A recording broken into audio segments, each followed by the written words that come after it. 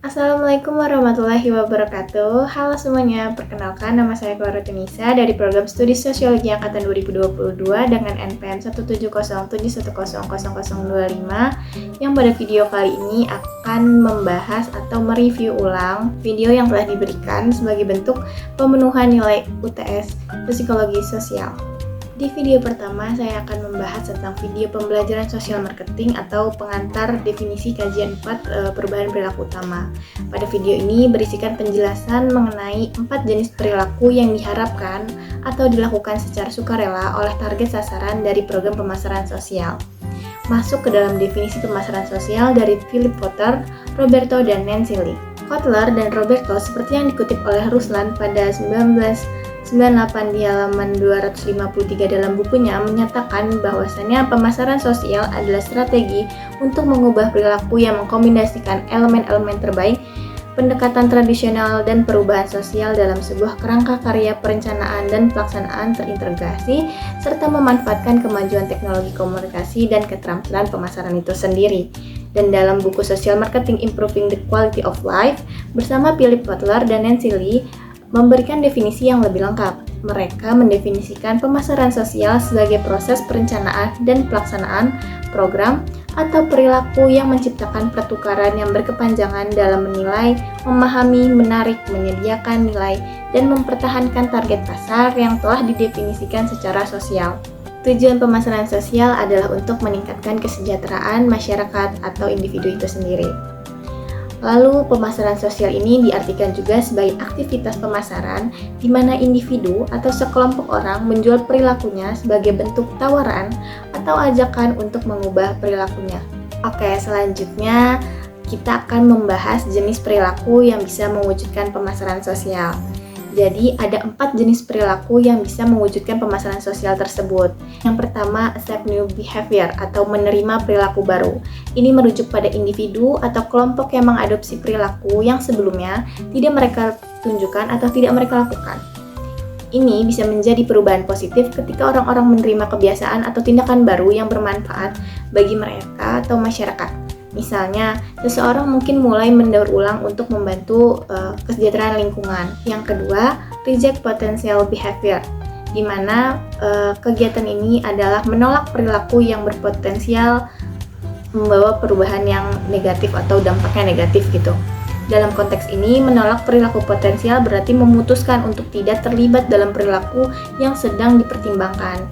Ini bisa menjadi pilihan sadar untuk menghindari tindakan tertentu karena dianggap tindakan ini tuh tidak diinginkan gitu atau tidak pantas dilakukan. Misalnya, seseorang memutuskan untuk menolak tawaran untuk merokok karena sadar akan bahayanya. Jadi dia tidak akan pernah merokok mencoba untuk sekali, 2 kali hal tersebut gitu. Selanjutnya, modify a current behavior, di mana modifikasi perilaku melibatkan atau membuat penyesuaian gitu terhadap perubahan perilaku yang sudah ada gitu. Hal ini dilakukan mungkin untuk membuat perilaku yang sudah dilakukan tersebut lebih efektif, efisien, atau berjalan dengan tujuan baru. Misalnya, seseorang bisa memodifikasi pola makan mereka untuk menjadi lebih sehat dengan mengurangi asupan gula, memakan sayur-sayuran, atau melakukan hal-hal yang sekiranya memiliki dampak yang lebih positif dari perilaku sebelumnya gitu. Yang keempat, abandon an old behavior atau menghentikan perilaku lama. Ini berarti individu atau kelompok yang berhenti melakukan perilaku yang sebelumnya mereka lakukan, di mana hal ini dapat mencakup menghentikan kebiasaan yang dianggap merugikan atau tidak sesuai lagi. Sebagai contoh, seseorang yang menghentikan kebiasaan merokok adalah contoh dari menghentikan perilaku lama. Atau orang-orang yang dulunya kecanduan akan video-video yang tidak baik, mereka menggantikannya dengan kegiatan-kegiatan yang lebih positif dan dengan memberhentikan kegiatan tersebut sebagai bentuk rasa pengembangan diri atau kesadaran diri mereka sendiri. Oke, lanjut ke video kedua. Mari kita mengulas tentang bedah buku pemasaran sosial, subkajian pemasaran sosial dan maslahat pembangunan.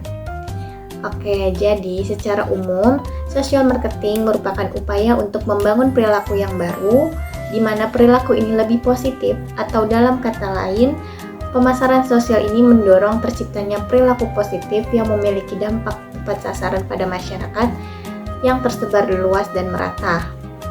Lalu, meluruskan apa yang menjadi kekeliruan masyarakat, serta mencegah keburukan di masa depan sebagai bentuk antisipasi. Seperti contoh kecil sebagai individu, saat kita merasa bahwasannya bermain game terlalu lama, menonton video tidak senonoh dalam artian tidak memerhatikan pengembangan diri dan dampak psikologi ke depannya, maka kita memprediksi hal tersebut adalah hal yang tidak harus dilakukan kembali. Karena hal-hal ini membawa dampak yang signifikan di kemudian hari. Pemasaran sosial ini juga bisa bergerak dari berbagai sisi dan dimensi pembangunan, di mana prosesnya yang hadir dalam mengisi relung kosong. Pembangunan ini diharapkan membawa perubahan yang masif dan berkelanjutan dengan membangun super team, yaitu sekelompok orang-orang yang memiliki visi untuk mencapai tujuan yang sama gitu. Maka dari itu, pemasaran sosial hadir untuk mencegah keburukan atau mengkonstruksi kebermanfaatan di masa sekarang dalam rangka mempersiapkan masyarakat di masa depan dengan berbagai tindakan seperti edukasi, campaign, dan gerakan-gerakan lain yang mana mahasiswa atau kita bisa lakukan secara mudah atau secara simple dimulai dari sekarang gitu, seperti memberikan ruang kreasi atau rancangan pada masyarakat melalui program-program hima, mengisi waktu muda dengan kegiatan positif dan produktifnya, lalu memberikan kesempatan kolaborasi dan sinergi antar bidang ilmu seperti bekerja sama, peluang untuk mengaplikasikan ilmu yang telah didapatkan kepada masyarakat.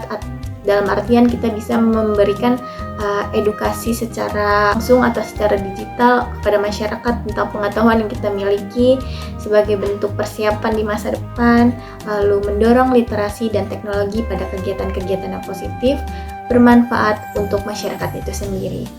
Lanjut ke video pembelajaran sosial marketing ketiga dan keempat, di mana video kali ini membahas tentang outlining the strategic marketing process. Pada video kali ini, pembahasan mengenai strategi perencanaan dan penyusunan program sosial marketing, di mana ada 4 pertanyaan dasar untuk dijawab atau untuk menjawab bagaimana pemasaran program sosial marketing ini bisa terjalan. Yang pertama, where are we? Atau di mana kita? Jadi kita harus paham nih dengan kondisi existing di mana kita berada dengan melakukan determine program focus. Pilihlah isu sosial atau perilaku yang akan diubah atau ditinggalkan oleh masyarakat dalam bentuk program ini. Selanjutnya, identify campaign purpose. Tentukan dengan jelas apa yang ingin dicapai melalui kampanye tersebut atau melalui program tersebut. Selanjutnya ada conduct SWOT analysis, di mana SWOT ini strengths, weakness, opportunities, and threats. Jadi pelaksana atau sosok pemasar sosial ini harus melakukan evaluasi baik dari kekuatan, kelemahan, peluang, dan ancaman yang mungkin mempengaruhi program tersebut. Nah, yang terakhir dalam menjawab where are we, yaitu review similar efforts, di mana kita harus mempelajari program serupa yang sudah ada untuk mengambil pelajaran dan menghindari kesamaan dalam pembawaannya. Jadi apa yang sekiranya belum efisien atau belum terjalan dengan efektif itu bisa menjadi bahan evaluasi ke depannya. Pertanyaan kedua yaitu where do we want to go? Di mana kita harus memenuhi 3 sub pertanyaan ini. Yang pertama, select the target audience. Ini melibatkan penentuan kelompok individu atau masyarakat yang ingin diubah perilakunya melalui program pemasaran sosial tersebut. Selanjutnya, set objective and goals, di mana program ini dapat menetapkan tujuan yang jelas untuk kampanye pemasaran sosialnya, seperti meningkatkan presentasi maslahat dan sasaran parameter seberapa pengaruh pemasaran tersebut berhasil di masyarakat.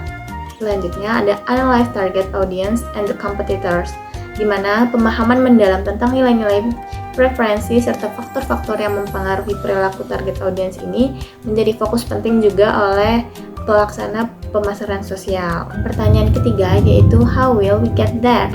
Yang berarti bagaimana kita akan mencapai tujuan tersebut. Apakah kita akan membuat campaign, edukasi, atau apapun itu. Dan bagaimana pemasar sosial ini dapat membumi atau mengajak masyarakatnya untuk ikut serta dalam perubahan tersebut gitu. Yang keempat ada how will we stay on course? Yang artinya bagaimana kita akan memastikan bahwa kita tetap berada pada jalur yang benar.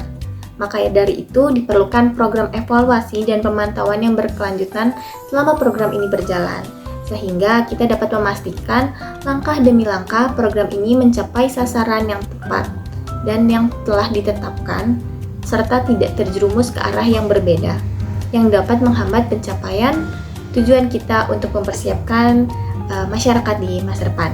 Oke, lanjut kepada video kelima, di mana video kali ini akan membahas tentang social marketing series atau pemasaran sosial di sekitar kita gitu. Nah, pemasaran sosial di sekitar kita ini sangat penting sekali pemasaran sosial di sekitar kita ini sangat penting. Sekali lagi, para calon pemasaran sosial diharapkan untuk membuka mata dan telinga mereka lebih lebar terhadap tindakan pemasaran sosial yang ada di sekitar kita ini.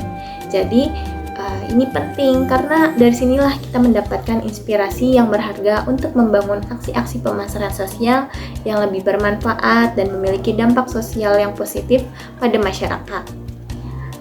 Caranya bagaimana? Dengan mengamati dan memahami contoh-contoh pemasaran sosial yang sukses di lingkungan sekitar kita dapat belajar dari pengalaman orang lain. Dengan mengidentifikasi strategi yang efektif dan menerapkannya dalam upaya kita sendiri, itu dapat menciptakan perubahan sosial yang baik. Dengan demikian, kita dapat menjadi agen perubahan yang lebih efektif dan berkontribusi positif dalam masyarakat. Nah, video ini sebagai topik video penutup dalam ulasan video yang telah diberikan sebagai bentuk pemenuhan nilai UTS. Jadi video kali ini bertopikkan inspirasi pemasaran sosial atau a building creative social marketing. Dalam bidang pemasaran sosial, kita akan membahas berbagai ide kreatif yang bertujuan Dalam pemasaran sosial, kita akan membahas berbagai ide kreatif yang bertujuan untuk mendorong perubahan perilaku atau mengajak individu untuk melakukan tindakan yang sebelumnya belum mereka lakukan atau sudah mereka lakukan tapi mereka belum mendapatkan arah yang lebih baik gitu. Nah, salah satu metode yang telah terbukti efektif adalah menggunakan tagline atau slogan yang menarik perhatian, seperti ajakan untuk membuang sampah pada tempatnya.